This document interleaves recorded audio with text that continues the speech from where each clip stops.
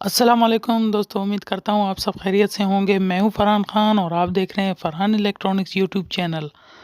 तो दोस्तों, आज मैं आपके लिए रिमको स्टेबलाइज़र का बहुत ही अहम पार्ट लेकर आया हूँ और आपके साथ अभी मैं बताऊँगा कि इसमें क्या फ़ाल्ट था। तो सबसे पहले ये कहना चाहता हूँ कि हमारे चैनल को सब्सक्राइब करें और हमारी वीडियो को अगर पसंद आए तो आप लाइक कर दिया करें। तो दोस्तों, ये बहुत ही अहम फ़ाल्ट है। काफ़ी दोस्तों ने इसके बारे में कमेंट में पूछा भी था और व्हाट्सएप पर भी मुझसे सवाल किया था कि सर्किट का ये फ़ाल्ट काफ़ी आता है और इसको हल करने का तरीका बताएं।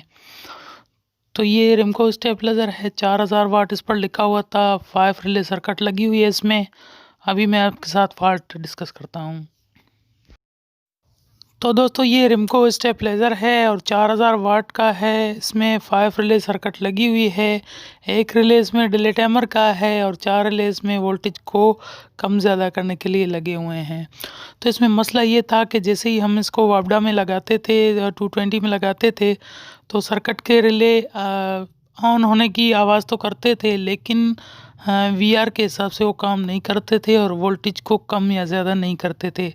जितने वोल्टेज आ रहे हैं उतने ही वोल्टेज दे रहे थे। तो कहने का मकसद कि सर्किट ऑन भी थी लेकिन काम नहीं कर रही थी।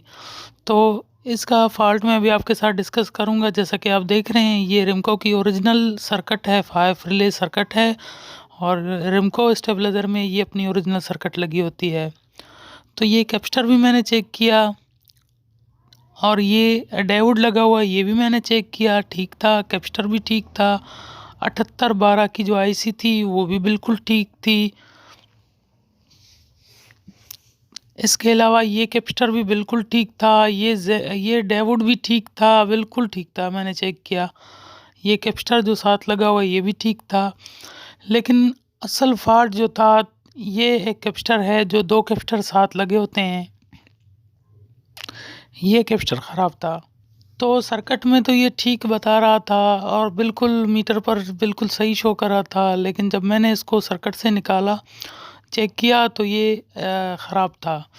मैंने ख़राब को निकाल कर दूसरा चेंज किया। चेंज करने के बाद जब मैंने इसको सर्किट को चेक किया तो बिल्कुल वीआर भी काम करने शुरू हो गए और जो रिले थे उसकी सेटिंग भी ठीक काम करनी शुरू हो गई। तो उसके बाद मैंने इसकी सेटिंग दोबारा कर दी और ये फ़ाल्ट आप तमाम दोस्तों से डिस्कस करने का मकसद ये है कि काफ़ी दोस्तों के वहाँ स्टेबलाइज़र अगर आते हैं रिपेयरिंग के लिए तो उसमें ये फ़ाल्ट आता है, तो आपको बआसानी पता होना चाहिए कि ये फ़ाल्ट कहाँ से हल होता है। दोस्तों, उम्मीद है कि हमारी ये वीडियो आपको पसंद आई होगी। इंशाल्लाह नेक्स्ट वीडियो में आपके साथ फिर मिलेंगे। अपना ख्याल रखिए। अल्लाह हाफ़िज़।